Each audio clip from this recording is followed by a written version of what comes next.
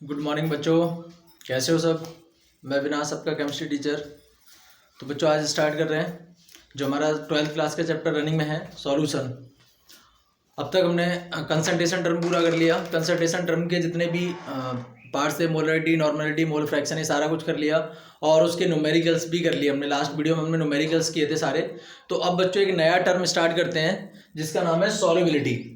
Actually मैंने जब introduction वाला वीडियो बनाया था तब मैंने बच्चों आपको बताया था कि हम सॉल्यूशन चैप्टर में हमने 9 तरह के सॉल्यूशन पढ़े थे, 3 सॉलिड, 3 लिक्विड, 3 गैसेस। और फिर मैंने ये भी बताया था आपको कि एक्चुअल में हम इस चैप्टर के अंदर जो पढ़ने वाले हैं वो सिर्फ 2 तरह के सॉल्यूशन पढ़ने वाले हैं। पहला सॉलिड एंड लिक्विड। पहला सॉल्यूशन क्या था? Solid and liquid. दूसरा था गैस एंड लिक्विड। ये 2 तरह के सॉल्यूशंस हम पढ़ने वाले हैं इस पूरे चैप्टर में, सॉलिड एंड लिक्विड और गैस एंड लिक्विड। तो अब इन्हीं दोनों टर्म को पहले, हमारा जो टर्म रहेगा वो रहेगा ये वाला, सॉलिड एंड लिक्विड। ये वाला टर्म हम पहले पढ़ेंगे। तो हम जो सॉल्युबिलिटी की बात करेंगे वो इसी की करेंगे, सॉलिड एंड लिक्विड। तो सॉलिड एंड लिक्विड के केस में solubility of solid and liquid, ठीक है बच्चों, solubility of solid and liquid. Liquid के केस में सॉल्युबिलिटी क्या होती है? ठीक है, सॉलिड इन लिक्विड, यानी सॉलिड को आप लिक्विड में डिसॉल्व कर रहे हो तो उस केस में सॉल्युबिलिटी को डिफाइन कैसे करेंगे? तो समझो बच्चों, the maximum amount of solute, bracket में क्या लिखा है? सॉलिड, क्योंकि हम बात कौन से सॉल्यूशन की कर रहे हैं? Solid and liquid. क्लियर बच्चों? The maximum amount of solute solid in gram that can be dissolve in a given amount of solvent at a given temperature is term as its solubility.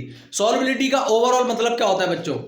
Solubility का overall मतलब ये होता है कि जो solute होता है वो मैक्सिमम अमाउंट में डिसॉल्व हो जाए सॉल्वेंट के अंदर, वही उसकी सॉल्युबिलिटी होती है। सॉल्युबिलिटी का मतलब होता है किसी चीज में घुलना।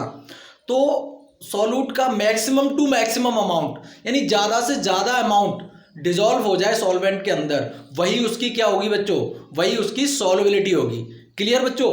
सॉल्युबिलिटी का मतलब यही होता है, the maximum amount of solute in a gram that can be dissolved in a given amount of solvent at a given temperature is termed as its solubility। यानी ज्यादा से ज्यादा अमाउंट सॉल्यूट का डिसॉल्व हो जाए सॉल्वेंट के अंदर, वही क्या होती है? उसकी सॉल्युबिलिटी। क्लियर बच्चों? अब देखो इस सॉल्युबिलिटी को इफेक्ट कौन कौन कर सकता है, कौन कौन से ऐसे फैक्टर हैं जो सॉल्युबिलिटी को कम ज्यादा कर सकते हैं। पहला यहाँ पे हम हेडिंग लगा सकते हैं यहाँ पे कि factor affecting of solubility. Factor affecting of solubility, कौन कौन से फैक्टर ऐसे हैं जो सॉल्युबिलिटी को इफेक्ट कर सकते हैं बच्चों? तो देखो पहला फैक्टर यहां पे क्या हो सकता है? Nature of solute and solvent. Clear बच्चों? ये बहुत इंपॉर्टेंट पॉइंट है, nature of solute and solvent. Solute और सॉल्वेंट का नेचर बहुत ज्यादा इंपॉर्टेंट है सॉल्युबिलिटी को मैक्सिमम और मिनिमम करने के लिए। ठीक, दूसरा फैक्टर होता है बच्चों टेम्परेचर। दूसरा फैक्टर क्या होता है? टेम्परेचर। ये 2 फैक्टर हैं जो बहुत ज्यादा इंपॉर्टेंट है सॉल्युबिलिटी को डिक्रीज या इंक्रीज करने के लिए। ठीक बच्चों, किस केस में? सॉलिड के केस में। ठीक है, याद रखना बच्चों, solubility of solid and liquid. एक बार मैं रिवाइज कर देता हूं, solubility of solid and liquid. तो सॉल्युबिलिटी को डिफाइन कैसे करेंगे? The maximum amount of solute in gram that can be dissolved in a given amount of solvent at a given temperature is termed as its solubility। Factor affecting of solubility, कौन कौन से factor affect कर सकते हैं solubility को? Nature of solute and solvent and then temperature. Clear बच्चों? तो ये आपका solubility of solid and liquid term clear हो गया। स्क्रीनशॉट ले लीजिए बच्चों उसका।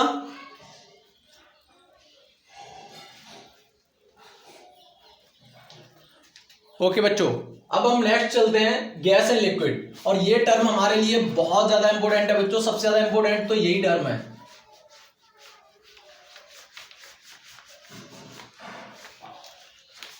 अब अगला हमारा कौन सा है बच्चों? ये वाला, गैस इन लिक्विड। तो यहां पे हम क्या लगा सकते हैं? Solubility of gas in liquid. Clear बच्चों? तो यहां पे हम लगा लेते हैं solubility of gas in liquid. ये टर्म ज्यादा इंपॉर्टेंट है बच्चों आपका, solubility of gas in a liquid, यानी गैस को आप लिक्विड में डिसॉल्व कर रहे हो। तो इसका मतलब तो देखो वही रहेगा, सॉल्युबिलिटी का मतलब हर केस में वही रहेगा। कि the maximum amount of solute dissolve in solvent. Simple हम कह सकते हैं the maximum amount of solute dissolve in solvent is called its solubility. Clear बच्चों? लेकिन इसको लिखोगे तो कैसे लिखोगे? The solubility of any gas, the solubility of any gas, क्योंकि हम गैस की बात कर रहे हैं, गैस एंड लिक्विड में बात कर रहे हैं, यहां पे गैस को डिसॉल्व कर रहे हैं लिक्विड के अंदर। The solubility of any gas in a particular liquid, in a particular liquid, in a particular liquid is the volume of the gas, is the volume of the gas, is the volume of the gas in cc। cc का मतलब शुरू से बताता जा रहा हूं बच्चों क्या होता है, 1 ml होता है, ध्यान रखना। in a cc that can be dissolved, that can be dissolved, that can be dissolved in unit volume, in unit volume, that can be dissolved in unit volume to form a saturated solution। Clear बच्चों? मतलब वही है, बस gas के term में बात कर रहे हैं यहाँ पे। मतलब वही है कि the maximum amount of solute dissolve in a solvent is called solubility. Clear? अब लेकिन इस टर्म में प्रॉपर लैंग्वेज देखनी है तो क्या है, the solubility of any gas. यहां पे पहले हमने क्या लिया था बच्चों, लिक्विड, वो सॉलिड, लेकिन अब क्या ले रहे हैं हम, गैस, क्योंकि कौन से टर्म में बात कर रहे हैं, solubility of gas in liquid, यानी गैस की सॉल्युबिलिटी की बात कर रहे हैं लिक्विड में, यानी गैस को डिसॉल्व कर रहे हैं लिक्विड के अंदर। The solubility of any gas in a particular liquid is the volume of the gas in CC that can be dissolve in unit volume to form a saturated solution is called its solubility. Clear बच्चों? अब देखो यहाँ पर सबसे important बात क्या है, ये तो इसकी डेफिनेशन हो गई। इंपॉर्टेंट बात है यहाँ पे फैक्टर, क्वेश्चन यहां से ज्यादा निकलते हैं बच्चों। फैक्टर अफेक्टिंग, ठीक है बच्चों, of the solubility of gas. Gas की सॉल्युबिलिटी को कौन कौन से फैक्टर इफेक्ट कर सकते हैं बच्चों? तो देखो नेचर ऑफ गैस, सबसे पहला फैक्टर यहां पे कौन सा हो गया, नेचर ऑफ गैस। अब देखो इसको मैं यहां पे मैं एक्सप्लेन करूंगा डिटेल में।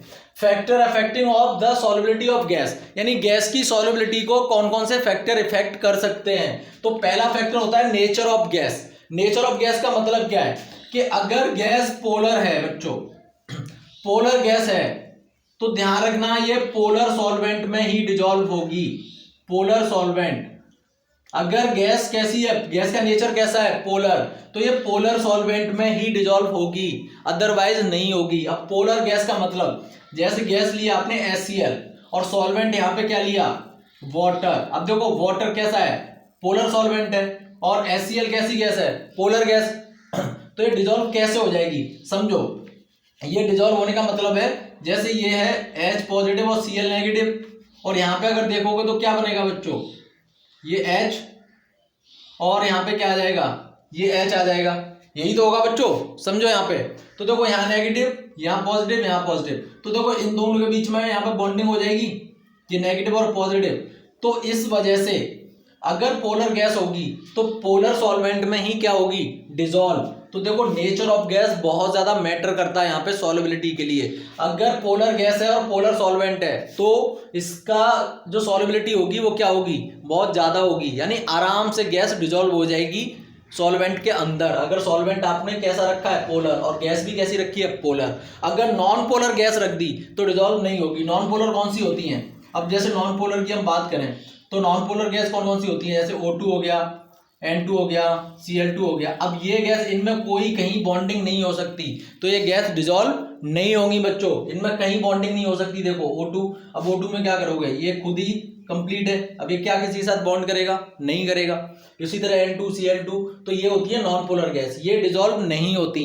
तो समझ आ गया बच्चों कि नेचर ऑफ गैस बहुत इंपॉर्टेंट होती है सॉल्युबिलिटी के लिए। अगर कोई भी गैस डिसॉल्व करनी है तो वो पोलर सॉल्वेंट में ही डिसॉल्व होगी। अगर गैस का नेचर कैसा है, पोलर गैस है, सॉल्वेंट भी पोलर है, तो वहां सॉल्युबिलिटी क्या होगी, बहुत ज्यादा होगी बच्चों।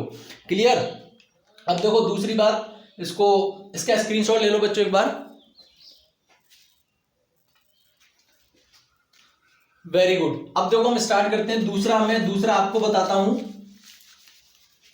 कि दूसरा फैक्टर कौन सा इफेक्ट करता है। अब देखो दूसरा फैक्टर यहां पे जो इफेक्ट करता है वो करता है बच्चों टेम्परेचर। ये बहुत इंपॉर्टेंट फैक्टर हैं सारे, इनको बहुत अच्छे से याद रखिएगा कंपटीशन पॉइंट ऑफ व्यू से। टेम्परेचर। अब देखो टेम्परेचर का मतलब क्या है। अगर टेम्परेचर आपने हाई किया, if temperature increase then solubility क्या होगी बच्चों, सॉल्युबिलिटी क्या होगी, डिक्रीज होगी। टेम्परेचर अगर बढ़ाओगे तो सॉल्युबिलिटी क्या हो जाएगी, डिक्रीज हो जाएगी बच्चों। क्यों होगी, इसका रीजन समझो। अब जैसे मान के चलो ये आपने यहां पे एक कंटेनर लिया और इसके अंदर वाटर को फिल किया, क्लियर बच्चे, और इसमें आप कोई गैस डिजोल्व कर रहे हो, ठीक। जैसे अभी हमने एग्जांपल लिया था वही लेते हैं HCl। आपको पता है गैस के पार्टिकल जो होते हैं बहुत दूर होते हैं, उनमें इंटरमॉलिक्यूलर फोर्स बिल्कुल भी नहीं होता, ठीक, बहुत ज्यादा दूर होते हैं। अगर आपने यहाँ पे टेम्परेचर बढ़ाया तो जैसे इसमें हीट जाएगी पार्टिकल्स और दूर होंगे, समझो इस चीज को। अगर मान के चलो ये HCl के पार्टिकल यहाँ डाल दिए आपने ये, तो अगर टेम्परेचर बढ़ाओगे तो वेपर प्रेशर जनरेट होगा, तो पार्टिकल्स क्या होंगे, और दूर होंगे, तो गैस तो डिजोल्व होगी नहीं वाटर के अंदर। समझो इस चीज को, गैस डिजोल्व होगी नहीं होगी। टेम्परेचर बढ़ाओगे तो सॉल्युबिलिटी क्या हो जाएगी, यानी जितना टेम्परेचर बढ़ाते जाओगे गैस उतनी ही कम अमाउंट में डिजोल्व होगी। और सॉल्युबिलिटी क्या कहती है, मैक्सिमम अमाउंट। मैक्सिमम अमाउंट में कोई चीज डिजोल्व हो रही है वो होती है सॉल्युबिलिटी, लेकिन यहाँ पे तो मैक्सिमम अमाउंट में डिजोल्व होगी नहीं, क्योंकि जैसे ही टेम्परेचर आपने बढ़ाया वो पार्टिकल्स और दूर होते चले जाएंगे। जब दूर होते चले जाएंगे तो डिजोल्व होगी नहीं, क्योंकि डिजोल्व होने के लिए पार्टिकल्स को बहुत पास आना पड़ेगा, बहुत क्लोज होना पड़ेगा, जबकि टेम्परेचर बढ़ाने से तो वो दूर होंगे, तो सॉल्युबिलिटी वहां क्या हो जाएगी बच्चों, कम। यानी जितना टेम्परेचर आप बढ़ाते जाओगे सॉल्युबिलिटी उतनी ही कम होती चली जाएगी बच्चों। और टेम्परेचर अगर आप कम करते चले जाओगे तो सॉल्युबिलिटी क्या होती चली जाएगी बच्चों, बढ़ जाएगी। यानी if increase the temperature solubility decrease, if decrease the temperature solubility increase. Clear बच्चों, इसका भी स्क्रीनशॉट ले लो बच्चों।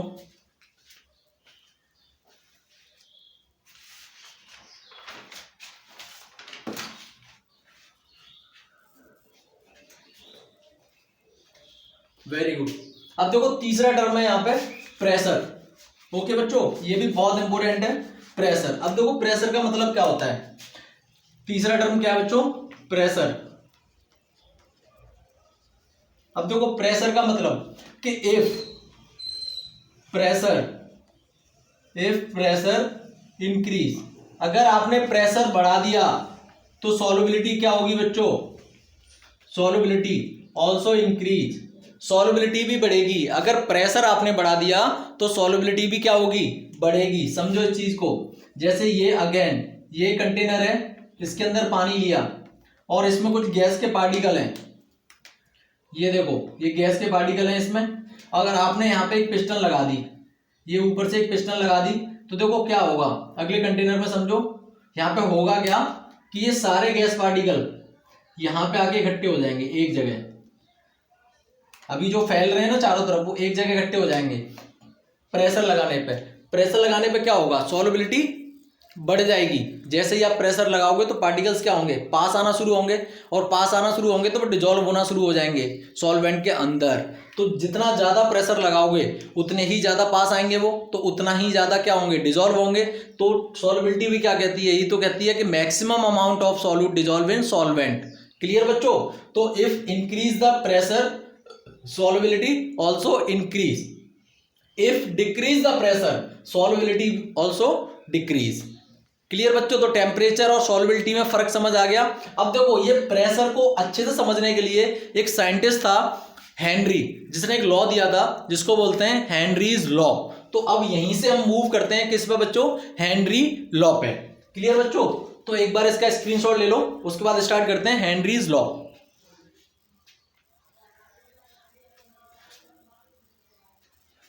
वेरी गुड बच्चों, अब हम मूव करते हैं हेनरी लॉ पे बच्चों, कि हेनरी लॉ क्या कहता है।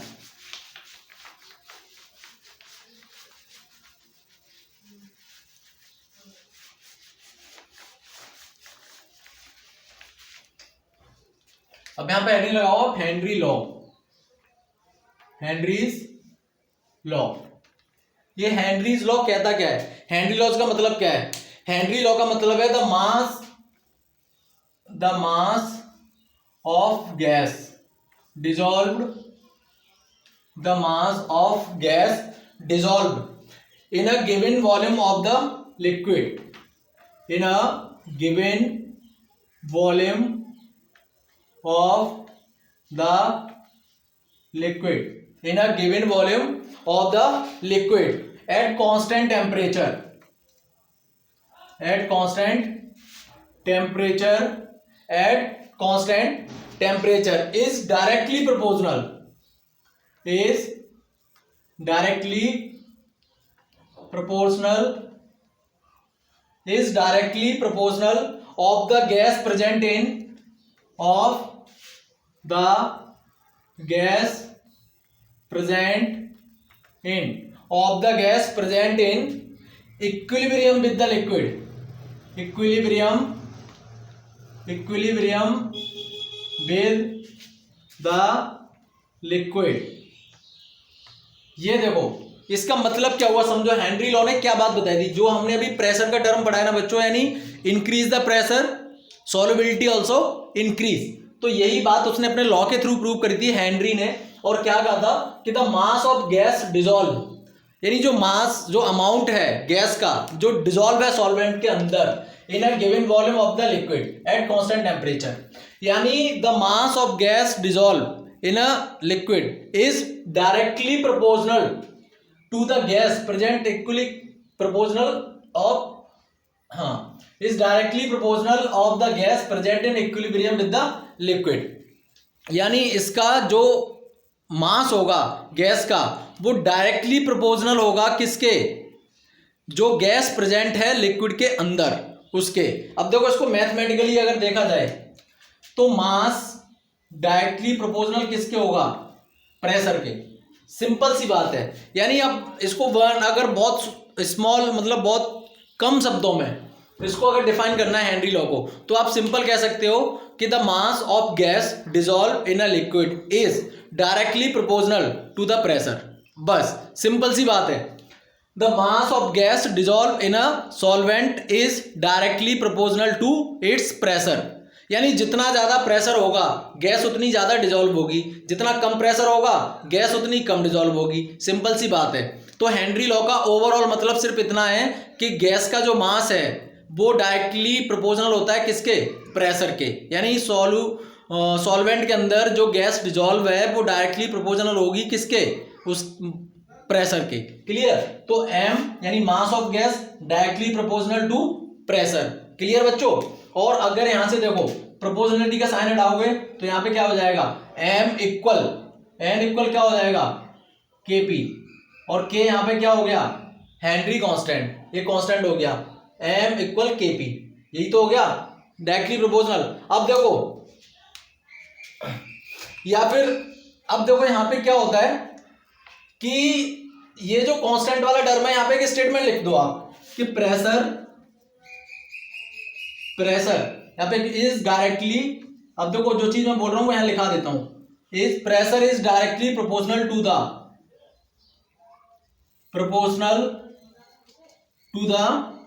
Pressure is directly proportional to the solubility, pressure is directly proportional to the solubility. ठीक, pressure is directly proportional to the solubility. So we can take, अब देखो यहां पे एक और फॉर्मूला निकल जाएगा, we can take solubility in concentration term. तो ये जो सॉल्युबिलिटी है इसको हम कौन से टर्म में लेंगे, कंसेंट्रेशन के टर्म में लेंगे। अब देखो कंसेंट्रेशन क्या क्या टर्म होते हैं, मोलरिटी भी हो सकती है, मोलरिटी भी हो सकती है, नॉर्मलिटी भी हो सकती है, मोल फ्रैक्शन होता है, ये सारे कौन से टर्म है जो हम पढ़ के आ चुके हैं, कंसेंट्रेशन ही तो टर्म है। यानी देखो समझो दोबारा से फिर, हेनरी लॉ ने क्या बात कही थी, हेनरी लॉ ने कहा था, एक बार इसका स्क्रीनशॉट लो बच्चों, वेरी गुड। हेनरी लॉ ने क्या बात कही थी, हेनरी लॉ ने कहा था कि the mass of gas dissolve in a solvent is directly proportional to the pressure. ठीक, तो देखो mass of gas directly proportional to pressure, proportionality का साइन हटाया, के आ गया यहाँ पे कांस्टेंट, तो pressure is directly proportional to the solubility. यही तो बात हुई, प्रेशर जितना होगा सॉल्युबिलिटी क्या होगी उतनी होगी। तो प्रेशर क्या हो गया, डायरेक्टली प्रोपोर्शनल किसके हो गया, सॉल्युबिलिटी के हो गया। समझो इस चीज को। और सॉल्युबिलिटी को हमने कंसंट्रेशन के टर्म में ले लिया। अब चाहे मोलारिटी ले लो, मोलारिटी ले लो, नॉर्मलिटी ले लो, एक्स ले लो, मोल फ्रैक्शन कुछ भी ले लो। तो यहाँ पे जो साइंटिस्ट ने लिया था वो लिया था बच्चों मोल फ्रैक्शन, ये लिया था। तो देखो प्रेशर डायरेक्टली प्रोपोर्शनल कंसंट्रेशन के होगा तो किसके हो जाएगा, प्रेशर डायरेक्टली प्रोपोर्शनल एक्स, क्योंकि सॉल्युबिलिटी का टर्म हमने क्या रखा है, कंसंट्रेशन रखा है बच्चों। We can take solubility in concentration term. अभी देखो सॉल्युबिलिटी हमने किस में ली थी, यहाँ पे प्रेशर। अब यहाँ पे हम सॉल्युबिलिटी को किसके टर्म में ले रहे हैं, कंसंट्रेशन के टर्म में ले रहे हैं। और कंसंट्रेशन में कौन सा टर्म ले रहे हैं, मोल फ्रैक्शन यानी एक्स ले रहे हैं। तो प्रेशर डायरेक्टली प्रोपोर्शनल सॉल्युबिलिटी के है, ये देखो pressure is directly proportional to solubility. और सॉल्युबिलिटी को किस टर्म में लिया है हमने, कंसंट्रेशन के टर्म में लिया है। कंसंट्रेशन में कौन सा लिया है, एक्स। तो प्रेशर डायरेक्टली प्रोपोर्शनल क्या हो गया बच्चों, यहाँ पे एक्स हो गया। तो P इक्वल क्या हो जाएगा यहाँ पे, P equal KH into x. ये मेन फॉर्मूला हो गया आपका, P equal KH into x. अब KH यहाँ पे क्या है, KH है यहाँ पे हेनरीज कांस्टेंट। KH क्या है बच्चों यहाँ पे, हेनरीज कांस्टेंट। ये KH क्या हो गया, हेनरीज कांस्टेंट। P प्रेशर हो गया, X यहाँ पे क्या हो गया, मोल फ्रैक्शन हो गया बच्चों।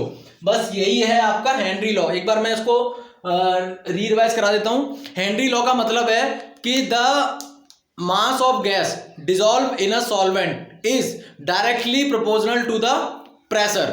बस तो ये हो गया m proportional, m directly proportional P और m इक्वल Kp यहाँ पे बन जाएगा। तो pressure is directly proportional to the solubility, so we can take solubility in concentration term. अब सॉल्युबिलिटी को ही, प्रेशर किसके डायरेक्टली प्रोपोर्शनल है, सॉल्युबिलिटी के। और सॉल्युबिलिटी को किस टर्म में ले रहे हैं हम, कंसंट्रेशन टर्म में। और कंसंट्रेशन में कौन सा, कोई भी कंसंट्रेशन टर्म ले सकते हो, हम पढ़ के आ रहे हैं अभी इनको। तो यहाँ पे साइंटिस्ट ने, हेनरी ने लिया था एक्स यानी मोल फ्रैक्शन। तो देखो प्रेशर डायरेक्टली प्रोपोर्शनल एक्स, और एक्स में प्रोपोर्शनलिटी का साइन हटाया हमने तो KH लगाया। KH का मतलब है हेनरीज कांस्टेंट, K का मतलब कांस्टेंट था और H मतलब हेनरी। तो ये क्या बन गया, हेनरीज कांस्टेंट। X क्या हो गया यहाँ पे, मोल फ्रैक्शन। P यहाँ पे क्या हो गया बच्चों, P हो गया प्रेशर। क्लियर। तो ये हो गया आपका कंप्लीट हेनरीज लॉ। सो इसका स्क्रीनशॉट ले लो बच्चों।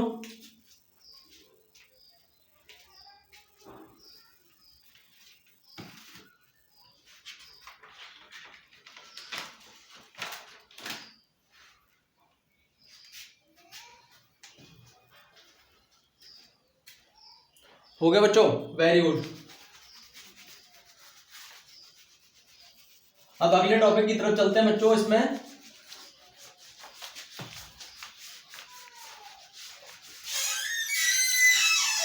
खुल रहा है, जस्ट अ मिनट बच्चों।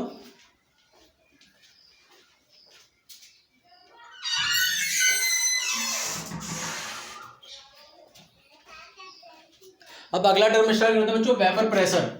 ये आपका एक नया टॉपिक है, वेपर प्रेशर। मैंने आपको बताया था वेपर प्रेशर, और इसके अंदर हमें लॉस पढ़ने हैं। वेपर प्रेशर, तो वेपर प्रेशर क्या होता है आप नॉर्मल जानते हो। जैसे आप किसी लिक्विड को हीट करो तो उसमें प्रेशर एक्सर्ट, वेपर्स एक्सर्ट होते हैं, और वेपर्स जो प्रेशर एक्सर्ट करते हैं उसी को हम बोलते हैं vapour pressure.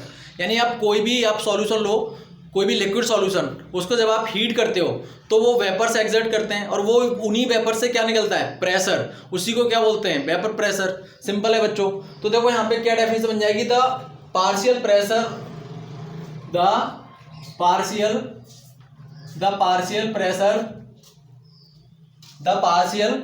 Pressure exerted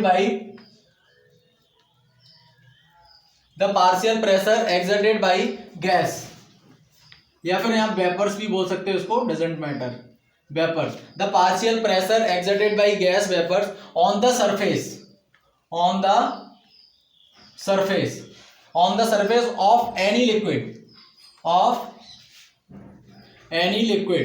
on the surface of any liquid which is volatile in nature,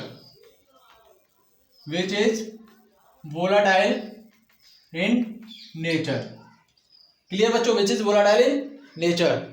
अब देखो यहाँ पे बात वही आ गई, मतलब देखो समझो, जैसे सपोज करो ये एक कोई कंटेनर है, और इस कंटेनर में आपने यहाँ पे कोई भी वोलाटाइल नेचर का सॉल्यूशन फिल किया हुआ है, कोई भी लिक्विड फिल किया हुआ है, ठीक। और आपने क्या किया, इसको हीट करना शुरू किया, इसको हीट दिया, तो देखो यहाँ पे वेपर्स बनेंगे, इसके वेपर्स बनेंगे यहाँ पे। तो ये वेपर्स क्या करेंगे, यहाँ पे प्रेशर एक्सर्ट करेंगे सरफेस पे, ये सरफेस है इसका, तो दिखा है यहाँ पे the partial pressure exerted by gas vapours on the surface of any liquid which is volatile in nature. तो यहाँ पे क्या होगा, प्रेशर एक्सर्ट होगा, जैसे सपोज इसके ऊपर कुछ रख दो, मान लो एक प्लेट रख दी, तो यहाँ पे प्रेशर एक्सर्ट होगा। जैसे देखा होगा आपने घर पे आपकी अम्मा वगैरह किचन में जैसे कोई पानी गर्म करते हैं या दूध गर्म करते हैं, तो ऊपर जब प्लेट रख देते हैं, तो जैसे जैसे दूध या पानी जो भी है, जो लिक्विड होता है, वो जब हीट होना शुरू करता है तो प्लेट वहां से हट जाती है। तो वो क्या हो रहा है, प्रेशर एक्सर्ट हो रहा है, उसके जो वेपर है वो प्रेशर एक्सर्ट कर रहे हैं बच्चों, उसी को तो बोलते हैं वेपर प्रेशर। क्लियर बच्चों। अब देखो यहाँ पर सबसे इंपॉर्टेंट टर्म है कि वेपर प्रेशर को कौन कौन फैक्ट कर सकता है। यहाँ पे फैक्टर अफेक्टिंग का बड़ा पंगा रहता है बच्चों, factor affecting of vapour pressure. Vapour pressure को कौन से फैक्टर ऐसे हैं जो फैक्टर अफेक्ट कर सकते हैं, कम ज्यादा कर सकते हैं। ये बहुत इंपॉर्टेंट टर्म है बच्चों जो मैं अब करा रहा हूं, सब बहुत सिंसियरली इसको समझना सारे बच्चों, बहुत ही इंपॉर्टेंट टर्म है। तो देखो सबसे पहला टर्म होता है बच्चों टेम्परेचर। टेम्परेचर वेपर प्रेशर को इफेक्ट करता है बहुत ज्यादा। टेम्परेचर का मतलब समझो कैसे करता है कि टेम्परेचर कैसे करेगा, टेम्परेचर अगर आपने बढ़ाया, इफ टेम्परेचर इंक्रीज, तो वेपर प्रेशर भी क्या होगा बच्चों, इंक्रीज होगा। अगर टेम्परेचर आप बढ़ा रहे हो तो वेपर प्रेशर इंक्रीज होगा, सिंपल सी बात है, यहीं से समझो। अगर ये लिक्विड लिया है, यहां पे आप टेम्परेचर दे रहे हो, ये टेम्परेचर इसमें दे रहे हो, तो जितना ज्यादा टेम्परेचर होगा वेपर्स उतने ज्यादा बनेंगे। समझो चीज को, जितना ज्यादा टेम्परेचर दोगे वेपर्स उतने ज्यादा बनेंगे, और वेपर्स अगर ज्यादा बनेंगे तो प्रेशर भी ज्यादा होगा। जितने ज्यादा वेपर्स होंगे प्रेशर भी उतना ही ज्यादा होगा, क्योंकि प्रेशर एक्सर्ट कहां से हो रहा है बच्चों, प्रेशर एक्सर्ट तो वेपर से ही हो रहा है। समझो चीज को, इसीलिए तो उसे वेपर प्रेशर बोल रहे हैं। तो जितना ज्यादा टेम्परेचर आप इसको दोगे तो उसके वेपर्स उतने ज्यादा बनेंगे, और वेपर ज्यादा बनेंगे तो प्रेशर भी क्या होगा, उतना ही ज्यादा होगा। तो इफ भी increase the temperature then also vapour pressure increases. Clear. अब सेकंड टर्म क्या होगा बच्चों, यहाँ पे सेकंड हो जाएगा आपका nature of liquid. Second term क्या हो जाएगा यहाँ पे, नेचर ऑफ लिक्विड, यानी लिक्विड का नेचर बहुत ज्यादा इंपॉर्टेंट है बच्चों। जो लिक्विड आपने लिया है, जिस लिक्विड को आप हीट कर रहे हो, उसका नेचर कैसा है। उसका नेचर का मतलब देखो, अब समझो जैसे हमारे पास दो लिक्विड हैं, सपोज करो एक यहाँ पे हमने ये लिक्विड लिया है, इसमें जो पार्टिकल हैं वो बहुत क्लोज हैं, इनका इंटरमॉलिक्यूलर फोर्स क्या है, फोर्स ऑफ अट्रैक्शन बहुत हाई है और इनका फोर्स ऑफ अट्रैक्शन कम है। ये देखो बॉस, यहाँ पे समझो नेचर ऑफ लिक्विड का, यानी ये हमारा लिक्विड ए है और ये लिक्विड बी है।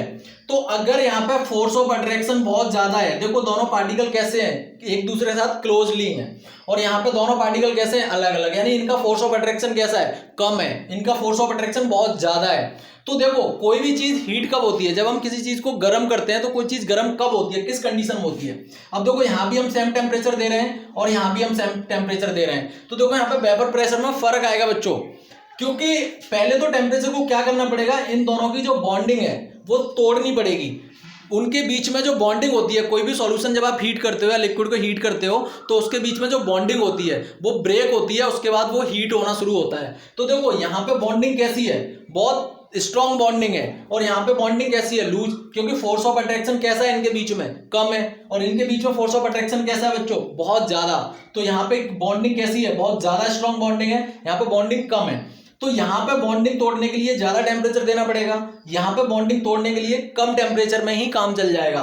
तो अब देखो आप खुद समझ गए होंगे कि वेपर प्रेशर कौन से वाले सॉल्यूशन का ज्यादा होगा, ऑब्वियसली इस वाले सॉल्यूशन का ज्यादा होगा vapour pressure as compare to this, क्योंकि इसमें क्या है, फोर्स ऑफ अट्रैक्शन कम है, इसमें फोर्स ऑफ अट्रैक्शन ज्यादा है। तो यही बात तो है second point, nature of liquid, यानी जिस लिक्विड का फोर्स ऑफ अट्रैक्शन ज्यादा होगा उसका वेपर प्रेशर कम हो जाएगा, और जिस लिक्विड का फोर्स ऑफ अट्रैक्शन कम होगा उसका वेपर प्रेशर उतना ही ज्यादा हो जाएगा, due to weak force of attraction. जिसका वीक फोर्स ऑफ अट्रैक्शन होगा उसका वेपर प्रेशर कैसा होगा बच्चों, ज्यादा, और जिसका फोर्स ऑफ अट्रैक्शन स्ट्रांग होगा उसका वेपर प्रेशर कैसा होगा बच्चों, कम होगा, क्योंकि वहां टेम्परेचर ज्यादा देना पड़ेगा इस बॉन्डिंग को ब्रेक करने के लिए। क्लियर हुआ बच्चों, बहुत इंपॉर्टेंट फैक्टर है ये nature of liquid, competition point of view से मैं बता रहा हूं आपको बार बार। क्लियर हो गया बच्चों, चलो इसका स्क्रीनशॉट ले लो।